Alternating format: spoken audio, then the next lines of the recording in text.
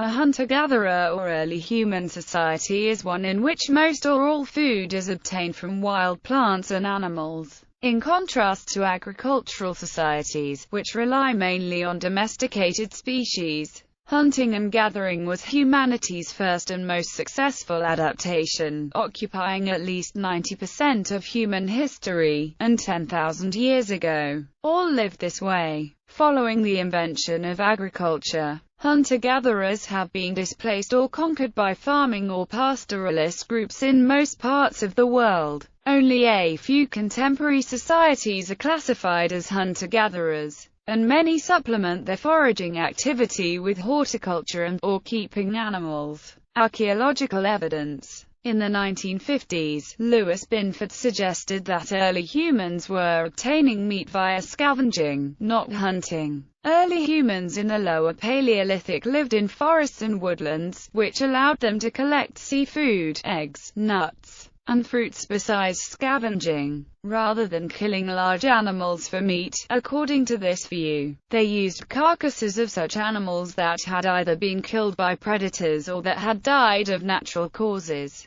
According to the endurance running hypothesis, long-distance running is in persistence hunting, a method still practiced by some hunter-gatherer groups in modern times, was likely the driving evolutionary force leading to the evolution of certain human characteristics. This hypothesis does not necessarily contradict the scavenging hypothesis. Both subsistence strategies could have been in use, sequentially, alternating or even simultaneously. Hunting and gathering was presumably the subsistence strategy employed by human societies beginning some 1.8 million years ago, by Homo erectus, and from its appearance some 0.2 million years ago by Homo sapiens. It remained the only mode of subsistence until the end of the Mesolithic period some 10,000 years ago, and after this was replaced only gradually with the spread of the Neolithic Revolution. Starting at the transition between the Middle to Upper Paleolithic period, some 80,000 to 70,000 years ago, some hunter-gatherers bands began to specialize, concentrating on hunting a smaller selection of game and gathering a smaller selection of food.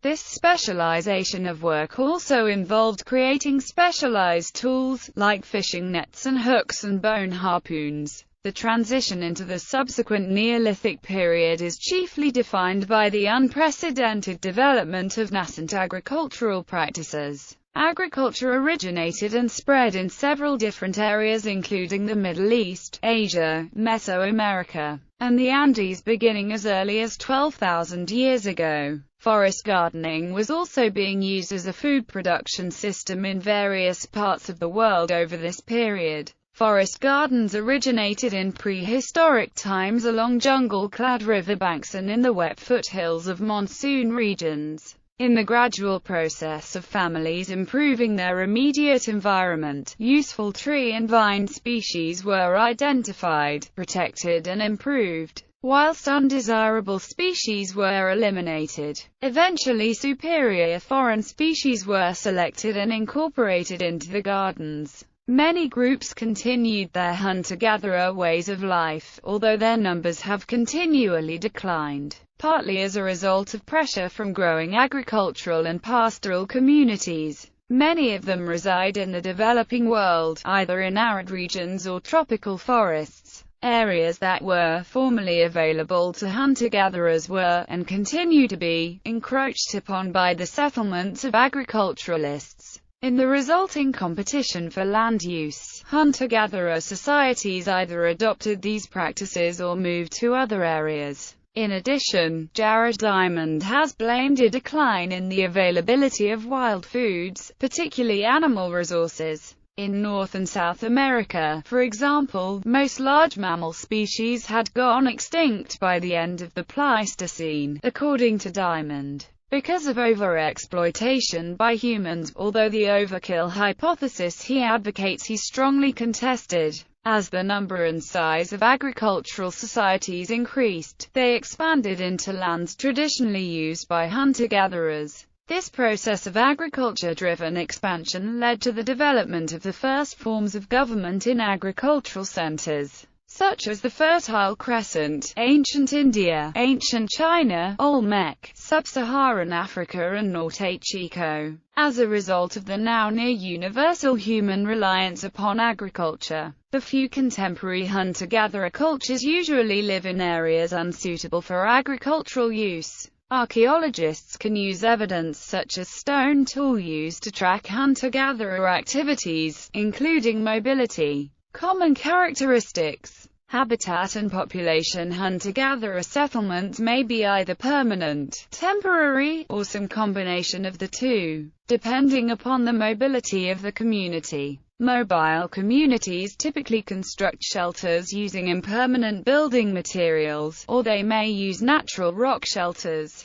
where they are available. Social and economic structure. Hunter-gatherers tend to have an egalitarian social ethos. Although settled hunter-gatherers are an exception to this rule, nearly all African hunter-gatherers are egalitarian, with women roughly as influential and powerful as men. The egalitarianism typical of human hunters and gatherers is never total, but is striking when viewed in an evolutionary context. One of humanity's two closest primate relatives, chimpanzees, are anything but egalitarian, forming themselves into hierarchies that are often dominated by an alpha male. So great is the contrast with human hunter-gatherers that it is widely argued by paleoanthropologists that resistance to being dominated was a key factor driving the evolutionary emergence of human consciousness. Language, kinship and social organization. Anthropologists maintain that hunter-gatherers don't have permanent leaders. Instead,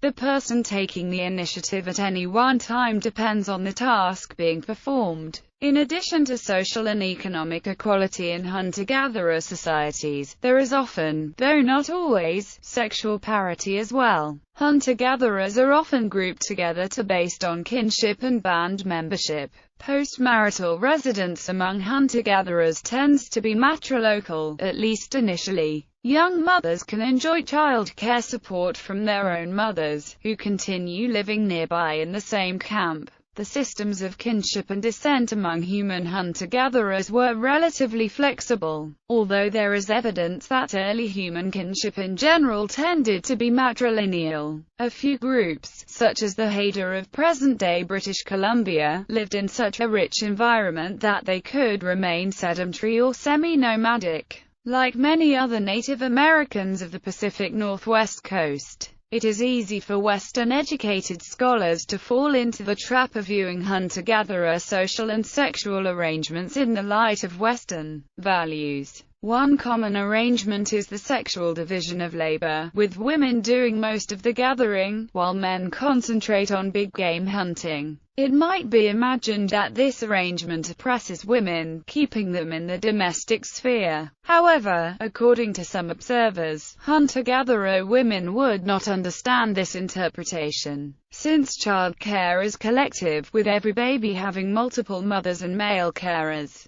The domestic sphere is not atomized or privatized but an empowering place to be. In all hunter-gatherer societies, women appreciate the meat brought back to camp by men. An illustrative account is Megan Beasel's study of the southern African Jew, Hone. Women like meat. Recent archaeological research suggests that the sexual division of labor was the fundamental organizational innovation that gave Homo sapiens the edge over the Neanderthals, allowing our ancestors to migrate from Africa and spread across the globe. To this day, most hunter-gatherers have a symbolically structured sexual division of labor. However, it is true that in a small minority of cases, women hunt the same kind of quarry as men, sometimes doing so alongside men. The best-known example are the Aeta people of the Philippines. According to one study, about 85% of Philippine Aeta women hunt, and they hunt the same quarry as men. Aeta women hunt in groups and with dogs, and have a 31% success rate as opposed to 17% for men. Their rates are even better when they combine forces with men. Mixed hunting groups have a full 41% success rate among the Aeta. Among the Jew, Hoanzi people of Namibia, women help men track down quarry.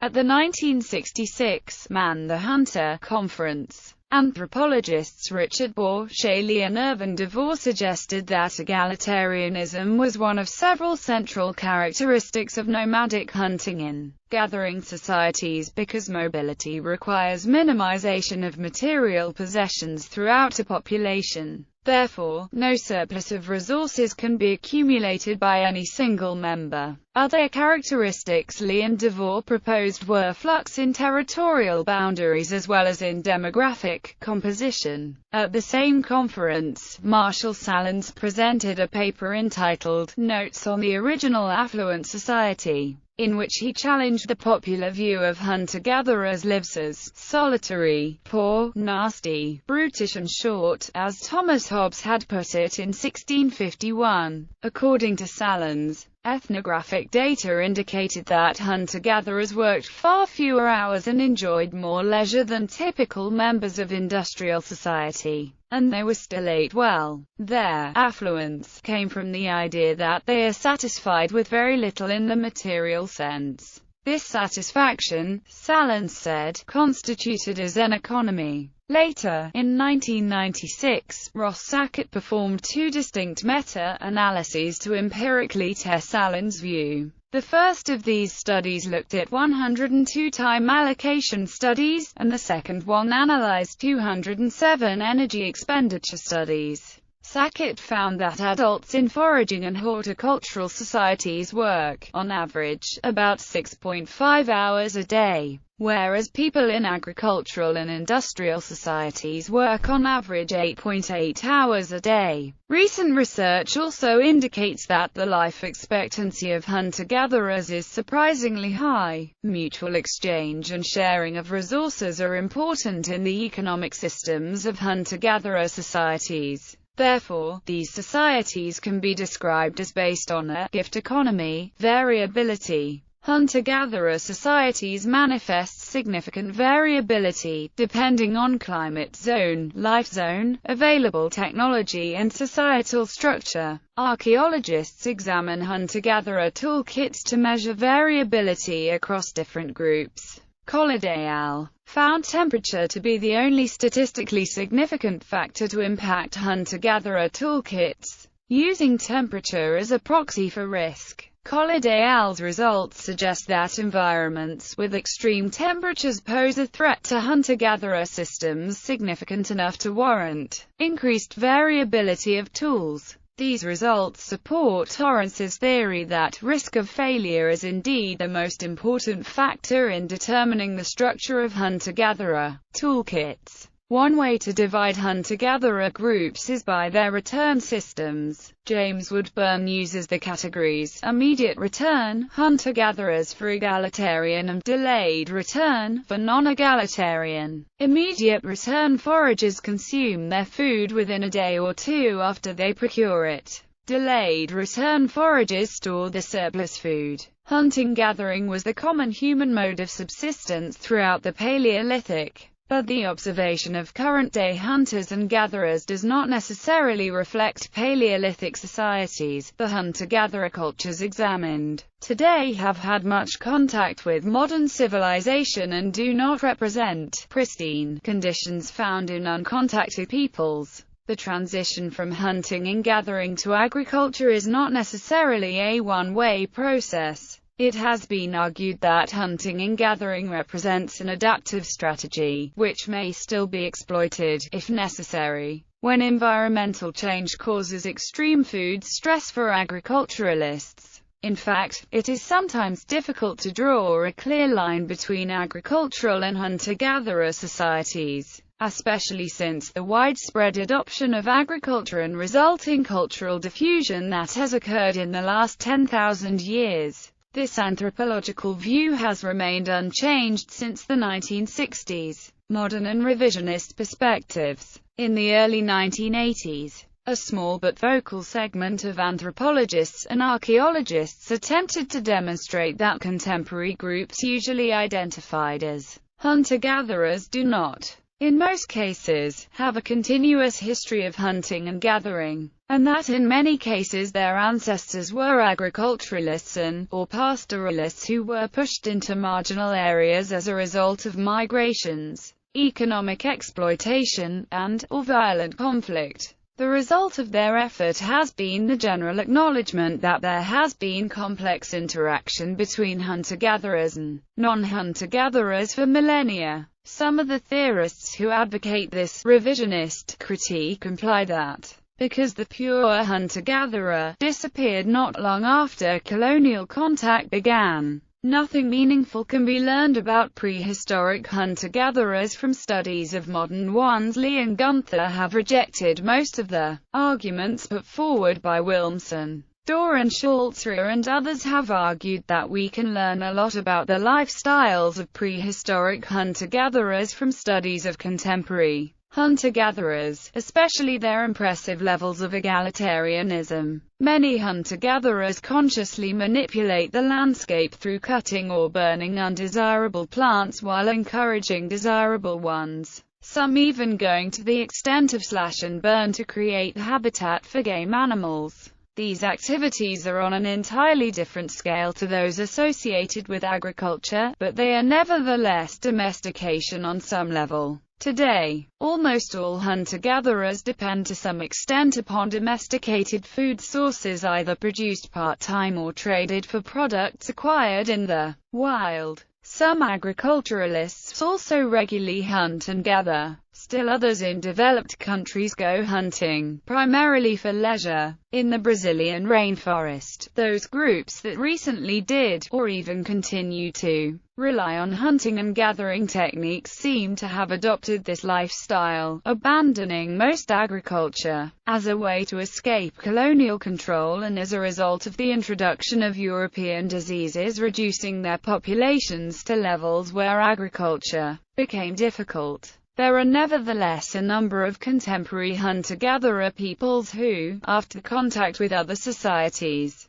continue their ways of life with very little external influence. One such group is the Pila Guru of Western Australia, whose habitat in the Great Victoria Desert has proved unsuitable for European agriculture. Another are the Sentinelese of the Andaman Islands in the Indian Ocean, who live on North Sentinel Island and to date have maintained their independent existence, repelling attempts to engage with and contact them. Americas. See also, Paleo-Indians period and history of Mesoamerica. Evidence suggests big game hunter-gatherers crossed the Bering Strait from Asia into North America, over a land bridge that existed between 47,000–14,000 years ago, around 18,500–15,500 years ago. These hunter-gatherers are believed to have followed herds of now extinct Pleistocene megafauna along ice-free corridors that stretched between the Laurentide and Cordilleran ice sheets.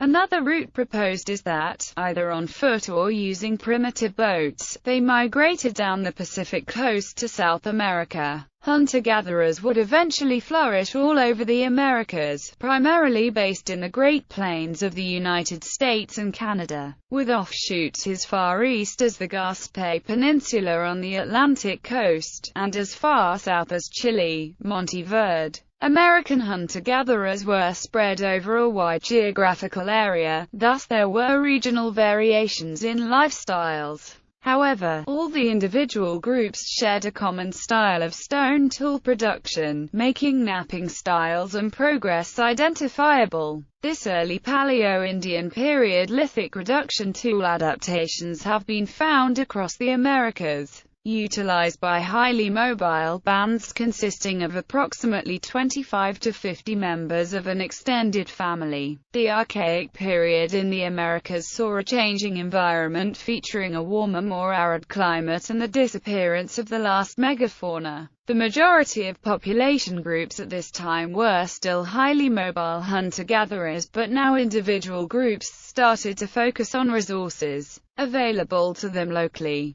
Thus, with the passage of time there is a pattern of increasing regional generalization like the Southwest, Arctic, poverty, Dalton and Plano traditions. This regional adaptations would become the norm, with reliance less on hunting and gathering, with a more mixed economy of small game, fish, seasonally wild vegetables and harvested plant foods.